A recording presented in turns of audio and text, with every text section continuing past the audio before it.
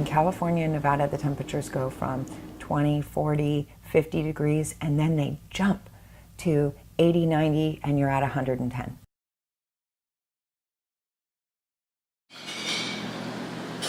It's actually more common than we'd like. Every year I probably see about 20 to 30 cases in our clinics. So it starts with heat stress all the way to heat stroke, and those symptoms vary on the degree of severity of your body's inability to control one's temperature. It can be as mild as a headache. It can start off with cramps. That can progress into nausea, vomiting. You can even faint, pass out. All the way up to it can cause muscle damage to the point where you can actually have heart damage. Worst case scenario, it can kill you.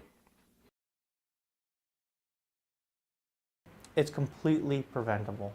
The key is being able to know when you're at risk for this. And this is hot environments when you're not having a lot of water. So it's very important to drink plenty of liquids. You got to be able to take the time to either start a fan, be aware that you need to be in a shady environment. You have the right to sit inside your air-conditioned vehicle and take your rest and recovery break, because that does meet the definition of shade as long as it's a functioning air-conditioned vehicle. But find other ways to take your break as well. There are shaded parks. Many of our cities have cooling stations. Our folks that are deep in the landfill, the litter pickers, our heavy equipment operators. Some methods could be a mobile shade structure, where we can store a 5-gallon suitably cool container of water so that folks can take their full rest break. Some of the other things that you can do to help prevent heat stroke are simple things like the type of clothing we wear. You want generally some loose-fitting clothing. You want to be light in color. You don't want blacks and dark blues.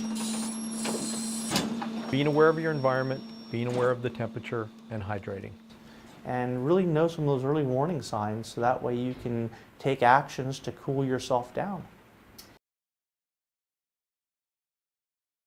If someone is tired, if they're sweaty, if they seem uncoordinated, and if they seem lethargic.